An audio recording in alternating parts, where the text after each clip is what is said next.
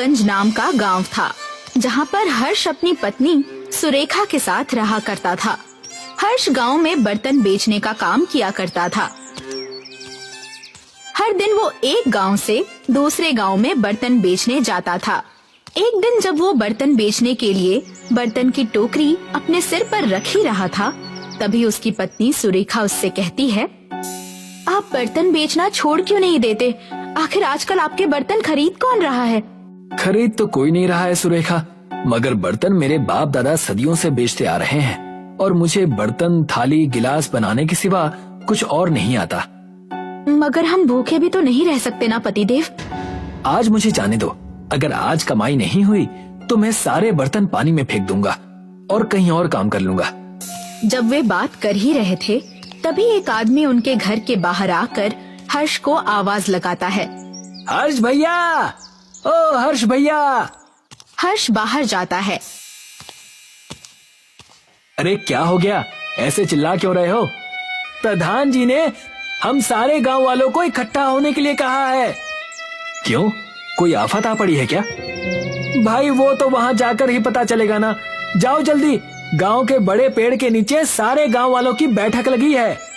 ठीक है, अभी जाता हूँ। हर्ष घर में जाता है। उसकी पत्नी उससे पूछती है, क्या हुआ, क्या कह रहा था वो आदमी?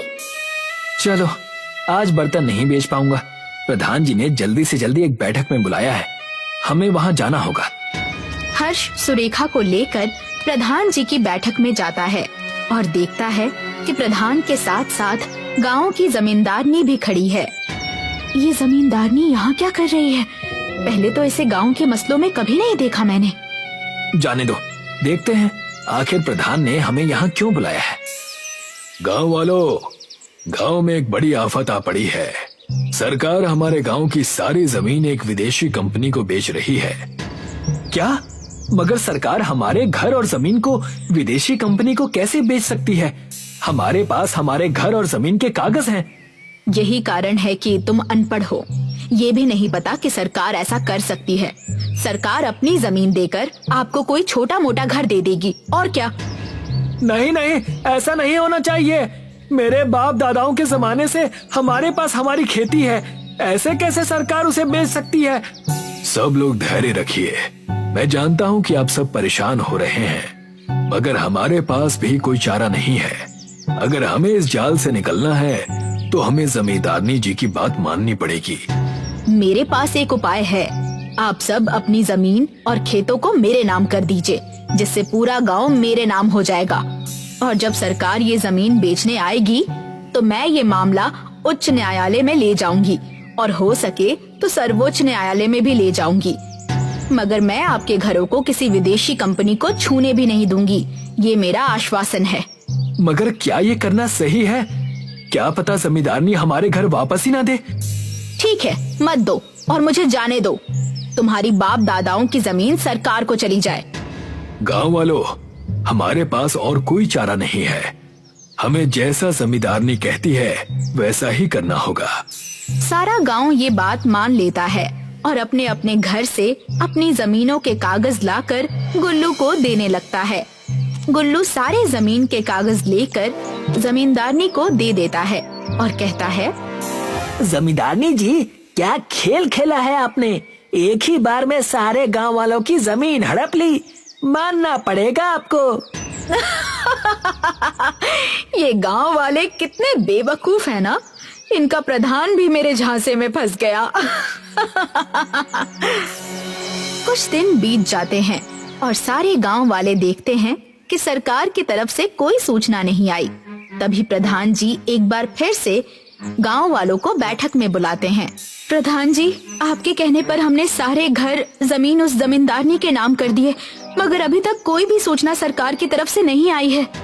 यही बात तो मैं भी सोच रहा हूँ, मगर अभी तक जमींदारनी जी बैठक में नहीं आई।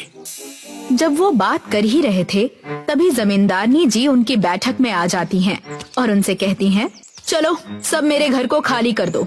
ये पूरा गांव अब मेरे नाम पर है। अगर खाली नहीं किया तो पुलिस को बुला लूंगी। सारे कागज मेरे पास हैं। ये आप क्या कह रही हैं जमींदारनी जी? ओए प्रधान, घर खाली करो। तुम भी मगर हम जाएंगे कहाँ? कहीं पर भी जाओ, मुझे क्या, मगर सबके घर खाली कर दो, नहीं तो घर में रहने के लिए किराया देना शुरू कर दो। 3 दिन है तुम गांव वालों के पास, सिर्फ 3 दिन। चल गुल्लू। जमींदारनी वहाँ से चली जाती है और गांव वाले परेशान हो जाते हैं।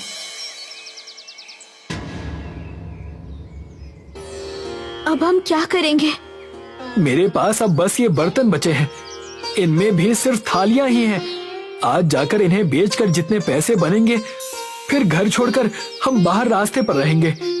हर्ष बर्तन को सिर पर रखकर उन सभी थालियों को बेचने चला जाता है, मगर कोई भी उससे बर्तन नहीं खरीदता, जिसकी वजह से वो निराश होकर जंगल के रास्ते से घर की ओर आ रहा होता है। तभी उसे एक बूढ़ी औरत दिखती है। क्यों होते हो परेशान? क्या ये वक्त परेशानी का है? क्यों रोते हो उसके लिए जो तुम्हारा कभी था ही नहीं? क्या ले जाओगे अपने साथ जब तुम दुनिया छोड़ जाओगे? जी आप? मैं हूँ बुढ़िया, जादू कर दूंगी, बर्तन के बनाऊंगी घर। बोलो, क्या है तुम्हारी टोकरी में? मेरी टोकरी में सिर्फ बर्तन के नाम पर थालियां ही हैं।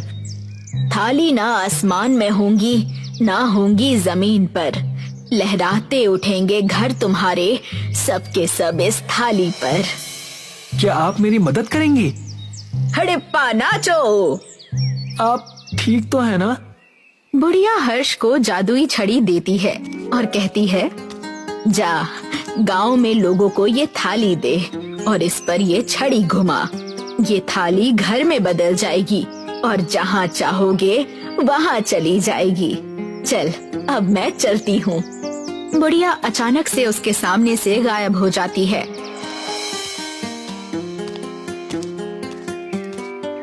हर्ष अपने गांव पहुँचता है और अपनी पत्नी को सारी बातें बताता है। वो अपने बर्तन की टोकरी में से एक थाली निकालता है, उसे जमीन पर रखता है और छड़ी उसके ऊपर घुमाता है। जैसे ही वो छड़ी को थाली के ऊपर घुमाता है, वैसे ही उस थाली पर घर बन जाता है। सच में घर इस थाली पर बन गया, वैसे ही जैसे उस जादूगर बुढ़िया ने कहा था। हर्ष प्रधान को जाकर सारी बातें बताता है और हर्ष सारे गांव वालों के लिए थाली पर घर बनाकर दे देता है। ये सब देखकर जमींदारनी प्रधान और उसकी बैठक के सामने आकर कहती है, मैंने कहा था ना कि अपने घर खाली कर दो, मगर घर खाली करने के बजाय तुम थालियों पर घर बना रहे हो। अब बस बहुत हो गया। क्या? नहीं तो तुम क्या करोगी? उच्च न्यायालय में जाओगी? क्या कहोगी? क्योंकि हमने तो घर खाली कर दिया है, अब क्या? और हम तुम्हारी जमीन पर नहीं हैं। हमारा थाली घर न जमीन पर है और न आसमान में। न्यायालय में क्या कहोगी तुम जमींदारनी? अगर जाना ही है तो जाओ, फिर हम भी वहाँ जाकर बताएंगे कि कैसे तुमने झूठ बोलकर हम सारे गांव वालों से हमारी जमीन और घर हड़प लिए। ये सुनकर जमींदारनी अपने घर के लिए निकल जाती है और गुल्लू जमींदारनी से कहता है, अब हम क्या करेंगे मालकिन? आपके पास कोई तरकीब है? हाँ, उस हर्ष से उसकी थाली पर घर बनाने वाली छड़ी को लेना पड़ेगा। मगर हम उससे कैसे लेंगे? उसका घर तो थाली पर है। तो उसके थाली घर पर चढ़कर उसके घर से चोरी कर लेंगे। वैसे भी तुम्हारी शक्ल तो चोरों से ही मिलती है। आप ठीक कहती हैं, मेरी शक्ल चोरों से मिलती है। मगर काम आपके हैं चोरों वाले। क्या? कुछ नहीं मालकिन, मुझे माफ कर दीजिए। रात हो जाती है और जमींदारनी और गुल्लू हर्ष के थाली घर में पहुंचते हैं और हर्ष के घर में चुपचाप घुस जाते हैं। चलो उस छड़ी को ढूंढो जल्दी। हाँ मालकिन, मगर क्या आप मुझे बता सकती हैं कि यहाँ पर हर्ष और उसकी पत्नी क्यों नहीं है? हर्ष और सुरेखा अपने घर पर उस दिन नहीं थे। अच्छा ही है कि वो लोग यहाँ नहीं हैं। अब हम आराम से उस छड़ी को ढूंढ लेंगे। गुल्लू को वो छड़ी मिल जाती है। मालकिन देखिए, छड़ी यहाँ है, इस तकिए के नीचे रखी हुई है। रुक, ला इसे मुझे दे। जैसे ही जमींदारनी वो छड़ी को अपने हाथ में लेती है, हर्ष का थाली घर आसमान में ऊंचाई पर चला जाता है और जब जमींदारनी घर के बाहर आकर नीचे देखती है, हम इतने ऊपर कैसे आ गए? गुल्लू, क्या किया तूने? मैंने क्या किया मालकिन? जमींदारनी को तभी एक आवाज सुनाई देती है। जमींदारनी, ऊंचाई से अपनी जमीन और घरों को देखने में कैसा लग रहा है? प्रधान, तुम मुझे नीचे उतारो, मैं तुम्हारे आगे हाथ जोड़ती हूँ। मजा आ गया। अरे ओ जमींदारनी जी, जो छड़ी तुम्हारे हाथ में है वो नकली है। ये देखो, असली छड़ी मेरे हाथों में है। मैंने कुछ नहीं किया, सब ये जमींदारनी का किया धरा है। जमींदारनी, वादा करो कि तुम सबके घर और जमीन के कागज वापस करोगी, तभी तुम्हें नीचे उतारूंगी। मैं वादा करती हूँ कि मैं सारे हड़पे हुए घर, जमीन और खेत सब वापस कर दूंगी, बस मुझे नीचे उतारो। सच में? हाँ सच में, मैं वापस कर दूंगी। मुझसे बहुत बड़ी गलती हो गई, मुझे नीचे उतारो। सुरेखा छड़ी घुमाती है और घर नीचे आ जाता है। अगले दिन जमींदारनी सारे गांव वालों को उनके घर, जमीन और खेतों के कागज वापस कर देती है। एक गांव में अर्जुन और नवीन नाम के दो भाई रहा करते थे। अर्जुन की आर्थिक स्थिति अपने भाई नवीन के मुकाबले बहुत कमजोर थी। एक दिन गांव के मुखिया के साथ नवीन अपने भाई की दुकान पर आया। अरे कैसे हो मेरे भाई अर्जुन? बस ईश्वर की कृपा है भाई। अरे तुम मुझसे केवल 6 महीने छोटे हो अर्जुन। हम दोनों ने बर्तन की दुकान भी एक साथ ही शुरू की थी, मगर देखो ना, आज मैं कहाँ हूँ और तुम कहाँ हो। अरे सब ईश्वर की माया भैया। ये सच है कि मेरी आर्थिक स्थिति बहुत कमजोर है। कभी कभी मुझे मेरी पत्नी और बच्चों को पेट भर भोजन भी नहीं मिल पाता, लेकिन यकीन मानिए भैया, इसके बावजूद भी हमारा परिवार खुश है। हमें ईश्वर से कोई शिकायत नहीं। मैं तुम्हारा बड़ा भाई हूं अर्जुन।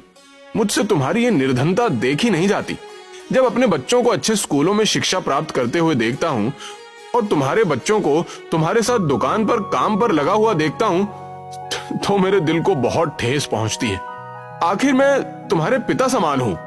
आपने सही कहा भैया, बड़ा भाई पिता समान ही तो होता है। आपने मेरे लिए इतना सोचा, मेरे लिए यही काफी है।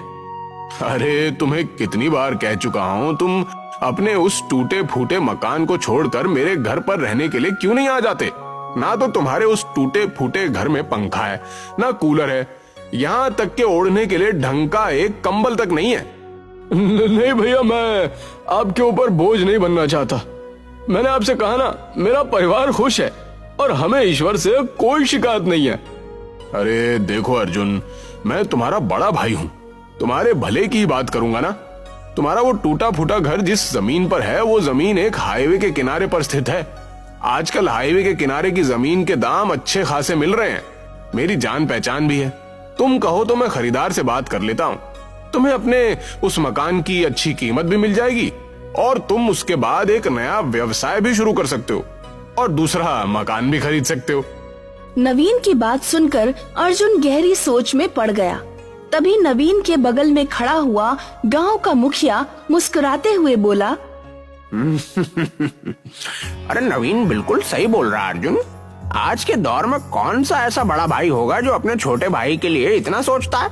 नवीन दिल का बहुत स्वच्छ है और तुम्हारी बहुत चिंता करता है। देखो मैं जानता हूँ कि ये फैसला तुम्हारे लिए कठिन है। तुम कुछ दिन और सोच लो और अच्छी तरह समझ लो। मुखिया जी सही बोल रहे हैं अर्जुन, और जब तक तुम मेरे घर में आराम से रह सकते हो। वैसे भी हम दोनों भाई हैं। विवाह से पहले हम दोनों साथ में एक घर में ही तो रहते थे। मुझे सोचने के लिए थोड़ा समय चाहिए भैया। कोई बात नहीं, ठीक है, पर ज्यादा समय मत लेना, नहीं तो जमीन का खरीदार दूसरी जमीन खरीद लेगा। इतना कहकर नवीन मुखिया के साथ वहाँ से चला गया। दरअसल नवीन एक लालची व्यक्ति था। उसकी नजर अर्जुन की जमीन पर बहुत पहले से थी और अर्जुन एक बहुत सीधा साधा व्यक्ति था जो अपने भाई का बहुत सम्मान करता था। नवीन ने बंटवारे के दौरान भी संपत्ति में काफी घपला भी किया था। उसकी बेईमानी को सिर्फ अर्जुन और नवीन के पिताजी जानते थे, मगर अर्जुन को बताने से पहले ही वो इस दुनिया से चले गए। अब नवीन की नजर अर्जुन के उस मकान पर थी जो कि हाईवे के बगल में एक झोपड़ी के रूप में बना हुआ था। रास्ते में मुखिया नवीन से बोला, तुम्हें क्या लगता है नवीन, क्या अर्जुन तुम्हारी बात को मानेगा? मैं अपने छोटे भाई को बहुत अच्छी तरह से जानता हूँ मुखिया जी। वो एक नंबर का मूर्ख व्यक्ति है। अपनी मूर्खता की वजह से ही वो आज तक कभी धन नहीं कमा पाया। उस बेवकूफ को तो ये भी नहीं पता कि उसके हिस्से की संपत्ति मैंने कितनी चालाकी से हड़प ली। इस बारे में सिर्फ तुम्हारे पिताजी ही जानते थे। बिल्कुल सही कहा मुखिया जी। पिताजी नवीन को इसी बारे में बताने ही जा रहे थे कि रास्ते में ही उनकी तबीयत खराब हो गई और वो अचानक चल बसे। तो क्या अर्जुन की जमीन हड़पने के बाद तुम उसकी दुकान भी हड़पोगे? कम से कम दुकान तो उस बेचारे के पास रहने दो। अगर दुकान भी तुम उससे छीन लोगे तो अर्जुन और उसका परिवार तो सड़कों पर भीख मांगने लगेगा। मैं एक व्यापारी हूँ मुखिया जी, हमेशा फायदे का ही सौदा देखता हूँ। फिलहाल तो मेरा फायदा उसकी जमीन बेचने पर है। वैसे उसकी जमीन के तो लाखों रुपए मिल रहे हैं, उसमें से अर्जुन को कितना दोगे? पागल हो गए हैं क्या मुखिया जी? फूटी कौड़ी नहीं दूंगा। अरे कुछ दिन अपने घर में रखकर धक्के देकर बाहर निकाल दूंगा। मुझे पता है कि अर्जुन कुछ भी नहीं कर सकता। इधर नवीन अपने घर पर अपनी पत्नी राधा से इस बारे में परामर्श करने लगा। अगर ये घर बेच देंगे तो हम लोग रहेंगे कहाँ? अरे तुम चिंता क्यों करती हो राधा? भैया ने कहा है कि जब तक वो हमें अपने घर पर रख लेंगे। सोचो राधा, हम उस पैसे से नया व्यवसाय शुरू कर सकते हैं। पता नहीं क्यों मुझे कुछ ठीक नहीं लग रहा। लेकिन तुम तो जानती हो कि मेरी दुकान पर बर्तन खरीदने वाले मेरे हाथ के बने हुए बर्तन खरीदते ही नहीं। हमारी बेटी चमकी 12 वर्ष की हो चुकी है। कल को हमें चमकी का विवाह भी करना होगा, तब क्या होगा? कभी सोचा इस बारे में? अर्जुन की बात सुनकर राधा चुप हो गई। अगले दिन अर्जुन नवीन के घर पर पहुंचकर बोला, मुझे आपका फैसला मंजूर है भैया। मैं अपना घर बेचने के लिए तैयार हूँ। मुझे तुमसे यही उम्मीद थी अर्जुन। तुम एक काम करो, तुम आज ही अपने परिवार को यहाँ लेकर आ जाओ। मैं आज शाम को ही उस बिल्डर से बात कर लेता हूँ। कल तक पैसे तुम्हारे हाथ में आ जाएंगे। अर्जुन अपने परिवार को नवीन के घर पर ले आया। उसके परिवार को देखकर नवीन की पत्नी कामिनी क्रोधित होकर नवीन से बोली, आप भी ना किन किन भिखारियों को यहाँ पर उठाकर ले आए हैं? इनके कपड़े तो देखो कितने मैले हैं। लग रहा है मानो सालों से इन सबको कपड़े ही नसीब नहीं हुए। अरे धीरे बोलो कामिनी, अगर कहीं गलती से भी अर्जुन के कानों में तुम्हारी आवाज पहुंच गई तो मेरे किए कराए पर पानी फिर जाएगा। लेकिन आप एक बात कान खोल के सुन लीजिए, मैं उन तीनों को ज्यादा दिन बर्दाश्त नहीं कर पाऊंगी। अरे धीरज रखो, 2-3 दिन बाद मैं इन सबको धक्के देकर स्वयं घर से बाहर निकाल दूंगा। नवीन ने बड़ी चालाकी से एक सादे स्टैम्प पेपर पर अर्जुन का अंगूठा लगवा लिया। अर्जुन अपने भाई पर बहुत भरोसा करता था। शाम को अर्जुन ने वो जमीन लाखों रुपए में उस बिल्डर को बेच दी। 2 दिन बाद जब अर्जुन नवीन से बोला, भैया हमें यहाँ पर रहते हुए 2 दिन हो गए और सच तो यह है कि मैं और मेरी पत्नी यहाँ पर असहज महसूस कर रहे हैं। आप मुझे पैसे दे दीजिए, हम यहाँ से चले जाते हैं। अर्जुन की बात सुनकर नवीन क्रोधित होते हुए बोला, कौन से पैसे? कैसे पैसे? भैया वो मेरा मकान जो आपने बेचा था उसके पैसे। अरे मैं तुम्हें बताना भूल गया अर्जुन। बात असल में यह है कि वो बिल्डर धोखेबाज निकला। उसने हाईवे के बगल की तमाम जमीनों को धोखे से अपने नाम कर लिया और उन सारी जमीनों को मुंबई के किसी बड़े सेठ को बेच दी और वो देश छोड़कर फरार हो गया। नवीन की बात सुनकर अर्जुन के पैरों तले जमीन खिसक गई। उसकी आंखों से आंसू बहने लगे। भैया मैं कहाँ जाऊंगा? अरे अब मुझे क्या पता तुम कहाँ जाओगे और क्या करोगे। अब तुम्हारी किस्मत ही इतनी फूटी है तो उसमें मेरा क्या दोष। और सुनो, आज शाम को ही तुम अपनी पत्नी और बेटी को यहाँ से लेकर चले जाना। हाँ, मेरी पत्नी तुम सबके साथ स्वयं असहज महसूस कर रही है। लेकिन भैया मैं कहाँ जाऊंगा? मेरे पास तो और कोई घर भी नहीं है। वो सब मुझे नहीं पता, देखो वो सब मुझे नहीं पता। तुम मेरे छोटे भाई हो, इसलिए मैं तुमसे सिर्फ जुबान से कह सकता हूँ। अगर शाम तक तुम नहीं गए तो मेरी पत्नी बहुत गुस्से वाली है। कहीं वो तुम्हें और तुम्हारी पत्नी को अपमानित करके घर से धक्के देकर बाहर ना निकाल दे। देखो, समझदार के लिए इशारा ही काफी होता है। अर्जुन रोता हुआ अपनी पत्नी और बेटी को वहाँ से ले जाकर अपनी दुकान पर बैठ गया। अर्जुन रात भर रोता रहा। तुम्हारे भाई ने हमारे साथ धोखा किया है। मैंने भैया पर कितना विश्वास किया। चिंता मत कीजिए, जरूर इसमें हमारे लिए ईश्वर की तरफ से कोई न कोई भलाई होगी। आप एक काम क्यों नहीं करते? आपकी बिक्री यहाँ नहीं होती। आपके बनाए हुए बर्तन बहुत ही अच्छे होते हैं। आप उन बर्तनों को शहर में जाकर क्यों नहीं बेचते? हिम्मत हारने से क्या होगा? अगले दिन अर्जुन अपनी पत्नी के कहे अनुसार अपने बनाए हुए बर्तन दूसरे गांव में जाकर बेचने लगा। अर्जुन ये देखकर हैरत में पड़ गया कि उसके बर्तन एक ही दिन में सब बिक गए। राधा, तुम बिल्कुल सही कह रही थी। मेरे हाथ के बने हुए बर्तन हमारे गांव में नहीं बिकते थे, मगर दूसरे गांव में तो सारे बर्तन बिक गए। अब मैं खूब मेहनत करूंगी। अर्जुन नए बर्तन बनाने में जी जान से जुट गया। एक दिन अर्जुन अपने बर्तन बेचकर अपने गांव वापस लौट रहा था। गर्मी ज्यादा थी। गर्मी की वजह से अर्जुन एक पेड़ के नीचे बैठ गया कि तभी एक बूढ़ा व्यक्ति बड़ी सी पोटली लिए हुए अर्जुन के पास आकर बोला, क्या मैं यहाँ बैठ सकता हूँ कुछ देर के लिए? क्यों नहीं बाबा, ये जंगल तो सबका है और इस पेड़ पर मेरा नाम थोड़ी लिखा हुआ है। मुझे बहुत जोरों से प्यास लगी है।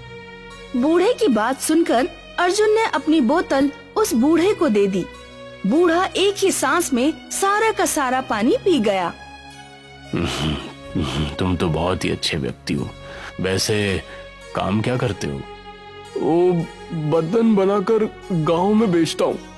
अर्जुन की बात सुनकर बूढ़े व्यक्ति की आंखों में चमक आ गई। उसने अपनी पोटली खोल दी। अर्जुन ने देखा उस पोटली में ढेर सारे बर्तन और एक बड़ी सी कढ़ाई रखी हुई थी। तुमने मुझे पानी पिलाया, तुम इस कढ़ाई को ले जाओ। मैं तुम्हें ये कढ़ाई भेंट स्वरूप देना चाहता हूँ, क्योंकि ये मामूली कढ़ाई नहीं है। अब क्षमा करना बाबा, मैं आपकी भेंट स्वीकार नहीं कर सकता। मैं एक मेहनती व्यक्ति हूँ और मैं अपनी मेहनत पर विश्वास करता हूँ। जीवन में कभी भी तुम्हें आवश्यकता पड़े तो यहाँ पर चले आना, और वैसे भी तुम्हें बहुत जल्दी आवश्यकता पड़ने वाली है। इतना कहकर बूढ़ा व्यक्ति वहाँ से चला गया। अरे, मुझे तो लगता था मैंने अपने छोटे भाई को बर्बाद कर दिया है, लेकिन ये तो फिर तरक्की कर गया। अरे आखिर तुम्हें अपने छोटे भाई से दिक्कत क्या है? अरे, क्योंकि पिताजी बचपन से ही उसे मुझसे ज्यादा प्यार करते थे। मैंने बचपन में ही तय कर दिया था कि मैं अपने छोटे भाई को बर्बाद कर दूंगा। लेकिन अब तुम कुछ नहीं कर सकते। उसके पास जमीन थी, तुमने छीन ली। अब वो तुम पर विश्वास कभी नहीं करेगा।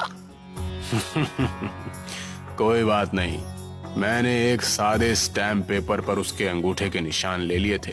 कल मैं उसकी दुकान पर और उसके सारे बर्तनों पर भी कब्जा कर लूंगा। फिर देखता हूँ वो क्या करता है।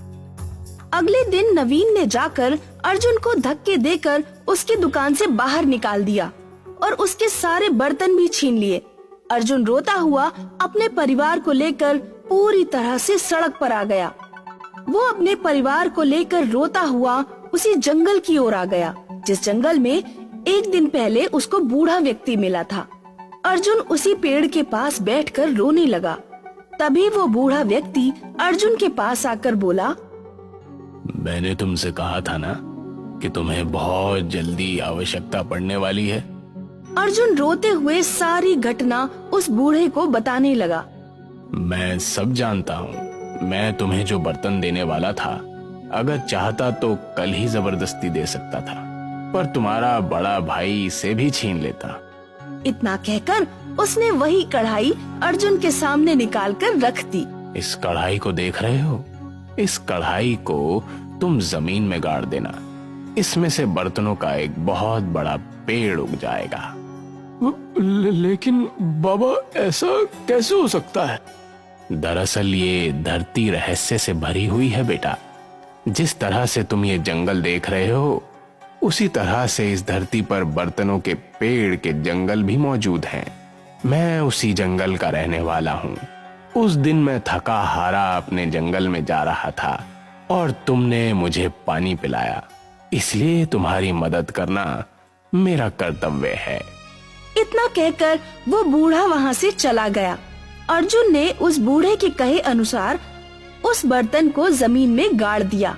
अगले दिन जब अर्जुन सोकर उठा तो उसने देखा कि उसके सामने एक लंबा बर्तनों का वृक्ष लगा हुआ था और उस कढ़ाई का आकार बहुत बड़ा हो गया था। अर्जुन के सामने उस कढ़ाई के अंदर एक सुंदर 3 मंजिल का मकान बना हुआ था। उस मकान में हर चीज स्थित थी और वहाँ गार्डन भी था। उस गार्डन में तरह तरह के बर्तनों के पेड़ लगे हुए थे। देखा राधा, लगता है वो बूढ़ा व्यक्ति मायावी था। ईश्वर ने हम पर कृपा की है, उसने हमें रहने के लिए घर भी दे दिया। अर्जुन अपने परिवार के साथ उस कढ़ाई में बने हुए घर में रहने लगा। अर्जुन रोज बर्तन तोड़कर बाजार में बेचने जाता। देखते ही देखते अर्जुन अमीर हो गया। यही बात जब उसके भाई नवीन को पता चली तो वो जल भुन गया। बस बहुत हो गया। अब मैं अपने छोटे भाई को जीवित ही नहीं छोड़ूंगा। अरे तुम्हारा दिमाग तो ठीक है, तुम इतना नीचे गिर जाओगे ये मैंने नहीं सोचा था। इसमें मैं तुम्हारा साथ नहीं दे सकता। मुझे तुम्हारे साथ की जरूरत भी नहीं है मुखिया। मैं आज ही जाकर अपने भाई को मार दूंगा। नवीन क्रोधित होकर उस जंगल की ओर चला आया। जंगल में उस कढ़ाई में बने हुए मकान और बर्तनों के पेड़ को देखकर उसकी आंखें फटी की फटी रह गईं। नवीन गुस्से से उस घर में घुस गया कि तभी एक बड़ा सा बर्तन उसके सर पर गिर गया और नवीन की मौत हो गई। नवीन का मृत शरीर देखकर अर्जुन की आंखों से आंसू बहने लगे। बुरे का अंजाम हमेशा बुरा ही होता। तुम अब भी बुरे मन से ही मेरे पास आए थे और ईश्वर ने तुम्हें इसकी सजा दे दी। अर्जुन आज भी उस जादुई कढ़ाई के मकान में ही रहता है।